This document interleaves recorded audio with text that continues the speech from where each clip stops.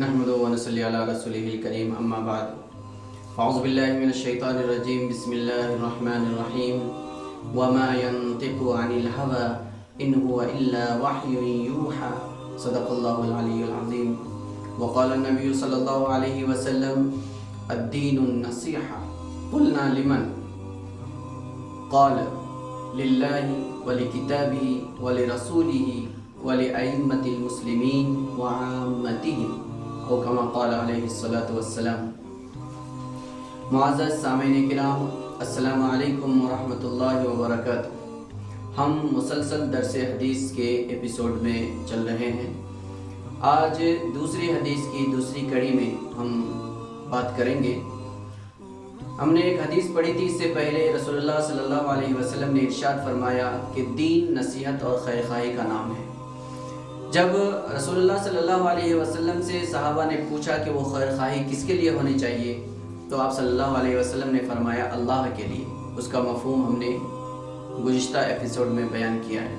उसके बाद आप सल्लल्लाहु अलैहि वसल्लम ने फरमाया लिकिताबिही वली किताबिही, खैरखाही अल्लाह की किताब के लिए होना चाहिए। अल्लाह की किताब के लिए खैरखाही का मतलब क्या है? क्या अल्लाह की किताब ऐसी है कि उसके साथ इंसान खैरखाही का मामला करे? यकीनन है। और अल्लाह की किताब के साथ खैरखाही का मतलब ये है कि उसके साथ 6-7 तरह का बर्ताव किया जाए। नंबर 1, सबसे पहले अल्लाह की किताब पर इस हैसियत से ईमान लाए कि ये अल्लाह का नाजिल करदा अल्लाह का कलाम है। अल्लाह का नाजिल करदा अल्लाह का कलाम है, इसके अंदर ज़र्रा बराबर भी शक व शुबा की कोई गुंजाइश नहीं है। ज़ालिकल किताबु ला रैब फीह, और ख़ुद अल्लाह ताला ने फरमाया इन्ना नहनु नज़्ज़लना ज़िक्र व इन्ना लहू लहाफ़िज़ून, हमने इसको उतारा है और इसके मुहाफ़िज़ भी हम हैं। अल्लाह ताला ने कहा इन्ना अनज़लनाहु फ़ी लैलतिल क़द्र, लैलतुल क़द्र में हमने इसको उतारा है। इसका मतलब कुरान अल्लाह का उतारा हुआ कलाम है और अल्लाह का कलाम है, मखलूक नहीं है। और इस कलाम के अंदर ज़र्रा बराबर भी शक व शुबा की कोई गुंजाइश नहीं है। ये नक़ल मुतवातिर के साथ रसूलुल्लाह सल्लल्लाहु अलैहि वसल्लम पर जिब्रील अमीन के ज़रिए मुकम्मल 23 साल की मुद्दत में नाजिल किया गया है। एक, उसकी हक़ानियत के ऊपर ईमान रखना है। दूसरी चीज़ है कुरान शरीफ के अंदर जो मुहकम आयतें, उस मुहकम आयतों के ऊपर अमल करना है। ये कुरान के साथ और किताब के साथ खैरखाही है।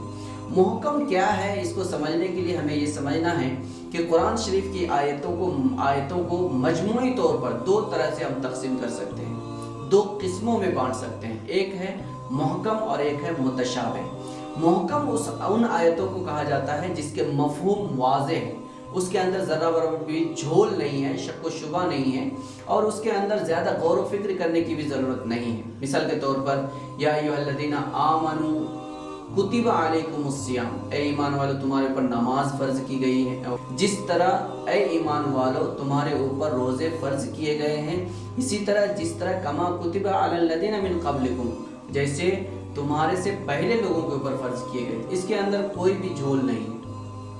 तो ये मुहकम आयतें कहलाती हैं। इस तरह की तमाम आयतों के अंदर जो अहकाम बयान किए गए हैं उसके ऊपर अमल करना, और जो मुतशाबिह आयतें हैं उसको तस्लीम करना। तस्लीम करने का मतलब ये है कि उसको हक समझना, और अल्लाह तबारक ताला ने उन आयतों के अंदर जो मफहूम बयान किया है वो बरहक है। वो चाहे हमको समझ में आए चाहे हमको समझ में ना आए।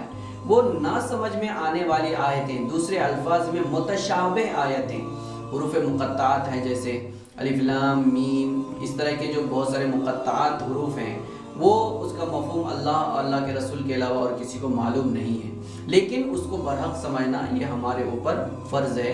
ये कुरान के साथ नुस्ख़ है, खैरखाही।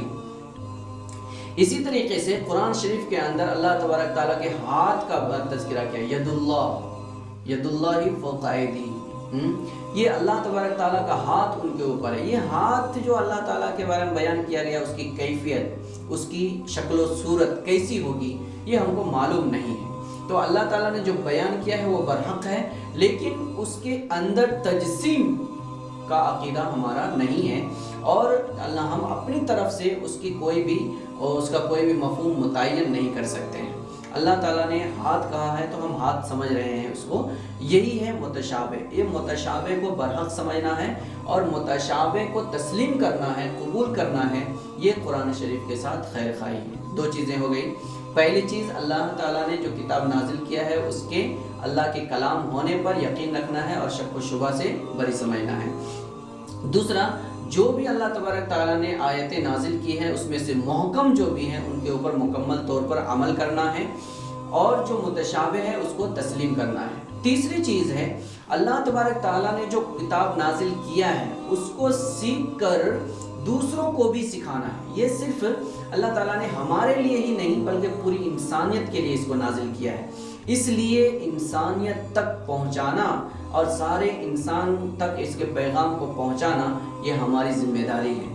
تو اس کے پیغام کو سیکھ کر کے دوسروں تک پہنچانا یہ قرآن کریم اور کتاب اللہ کے ساتھ خیر خواہی ہے۔ اس کے علاوہ چوتھی چیز ہے وَالدَّعْوَةُ إِلَيْهِ، تمام انسانوں کو اللہ کی اس کتاب کی طرف دعوت دینا ہے، بلانا ہے، تعلیم کے ساتھ ساتھ اس کے پیغام کی طرف سب کو بلانا ہے، کیونکہ اللہ تبارک تعالیٰ نے قرآن شریف کے اندر کہا قرآن ایسے راستے کی رہنمائی کرتا ہے جو سب سے سیدھا ہے، مطلب تمام دین اور مذہب کے اندر سب سے بہترین راستہ اور سیدھا راستہ جو سیدھا جنت میں لے جانے والا ہے وہ قرآن کا راستہ ہے۔ اس لیے تمام انسانوں کو اللہ کے اس نازل کردہ کتاب کی طرف دعوت دینا اور بلانا اور اس کی حقانیت کو سمجھانا یہ قرآن شریف کے ساتھ اور کتاب اللہ کے ساتھ خیر خواہی ہے۔ تو اللہ تبارک تعالیٰ کی کتاب کے ساتھ خیر خواہی کا مطلب ہے اس کے اوپر اللہ کے کلام ہونے کی حیثیت سے یقین رکھنا ہے، اور اللہ تبارک تعالیٰ کا یہ نازل کردہ کتاب ہے اس کے اوپر یقین رکھنا ہے، اس کے اندر ذرہ برابر بھی شک و شبہ نہیں ہے، اللہ تعالیٰ نے لا ریب فیہ کہا ہے، اس کے اوپر یقین رکھنا ہے۔ جو بھی محکم آیتیں ہیں قرآن شریف کے اندر ان تمام محکم آیتوں کے اوپر عمل کرنا ہے، جو متشابہ آیتیں ہیں ان میں سے اس کو تسلیم کرنا ہے، اس کے برحق ہونے پر یقین رکھنا ہے، اس کی تعلیم حاصل کرنا ہے اور دوسروں کو بھی سکھانا ہے، اور جو بھی قرآن شریف کے اندر پیغام دیا گیا ہے اس پیغام کی طرف تمام انسانیت کو دعوت دینا ہے۔ اور اللہ تبارک تعالیٰ نے ہمیں جو پیغام دیا ہے اور ہم نے جو قرآن سیکھا ہے اس کے اوپر استقامت سے قائم رہنا ہے۔ یہ 5 چیزیں ہیں، ان 5 چیزوں کے اوپر اگر ہم عمل کرتے ہیں تو یہ کتاب اللہ کے ساتھ خیر خواہی ہے، اور کتاب اللہ کے ساتھ خیر خواہی کرنے والا انسان، کتاب اللہ کے ساتھ خیر خواہی کرنے والا انسان حقیقت میں دیندار انسان ہے اور وہ اسی کے پاس دین ہے۔ اس لیے رسول اللہ صلی اللہ علیہ وسلم نے جو فرمایا ہے کہ دین اس کے پاس ہے جو کتاب اللہ کے لیے خیر خواہی کرنے والا ہو، اس کا مفہوم یہی ہے کہ اللہ کی کتاب پر ایمان لانا اور اللہ کی کتاب کے اوپر یقین رکھنا اور محکم پر عمل کرنا، متشابہ کو تسلیم کرنا، اس کا علم حاصل کرنا اور اس کی طرف تمام انسانیت کو دعوت دینا اور خود اس کے اوپر استقامت کے ساتھ قائم رہنا ہے۔ اللہ تعالیٰ سے دعا کریں اللہ تعالیٰ ہم سب کو کہنے سننے سے زیادہ عمل کی توفیق عطا فرمائے۔ وآخر دعوانا الحمدللہ رب العالمین۔